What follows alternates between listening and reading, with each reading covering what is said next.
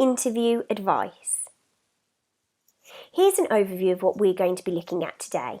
We've got some general pointers for you, interview preparation, interview questions to think about, interview details, what might happen during the interview and after the interview.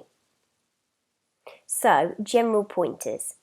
We'd always recommend that you research both the company and the contact you're meeting with on things like LinkedIn, Twitter, company website and Google.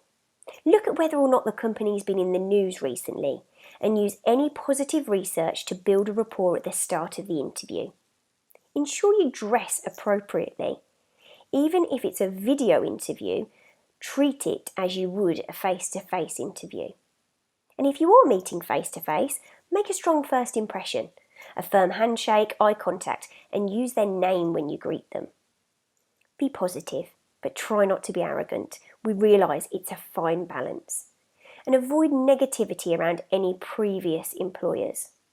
Don't talk about salary or benefits, etc. unless you're prompted to. And review the role profile. Make sure that you've got a strong understanding of exactly what it is they're looking for. Next up, interview preparation. So it's your CV. Make sure that you know it inside out and make sure you've reviewed your targets and figures.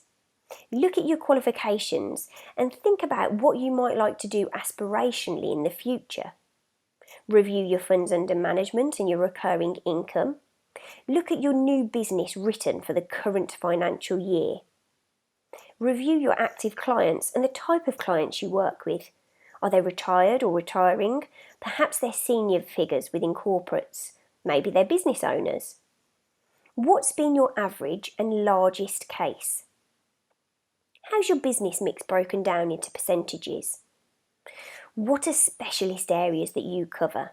VCTs, IHTs, perhaps DB pensions transfers? And how do you generate new business? And what does your network of professional connections look like? Interview questions. I'm going to top and tail this particular slide because there's quite a lot in here, but feel free to have a look through at your leisure. So firstly, we have a question that comes quite often at the start of an interview, and it's an open question. Tell me about yourself. There's a real tendency here to ramble, but don't.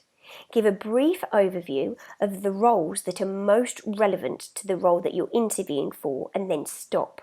We're going to be looking at around 2 to 4 minutes maximum on this particular question. At the bottom you'll see STAR, situation, task, action and result. This is a fantastic tool to use if you're asked a competency-based question because the interviewers are going to be looking at what you have done in a certain situation rather than what you might do hypothetically. So make sure that you describe the situation and the task, what action you took and the result. Next up, interview details. Be sure that you're completely clear on the time, date and location of the interview. Your consultant will confirm all of this to you. Look at how you're going to arrive at the interview.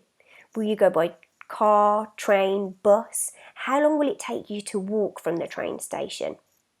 And review any barriers to arriving on time. Train strikes, motorway maintenance. Make sure that you know who to ask for on arrival and who you're meeting. And remember, first impressions count, so dress appropriately. During the interview.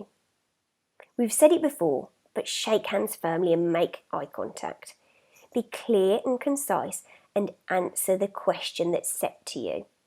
And ask questions yourself. It's a two-way process. You have to ensure that you're happy with the company as much as they're happy with you. So, some examples. How do you implement and integrate new joiners? What are the strategic objectives of the organisation in the next 3 years? And is there anything that I have said that makes you think I would not be a good fit for the role? And remember, just be you. The client will be assessing your skills, but also your fit from a cultural perspective. So be who you are. Now, after after the interview. Ensure you contact your consultant immediately to give feedback whilst it's fresh in your mind, and don't overthink things. Email the interviewer within 24 hours to thank them for their time, and then relax. Rest assured your consultant will be as keen as you are to get feedback following your interview. From all the team at IDEX Consulting Financial Services, good luck.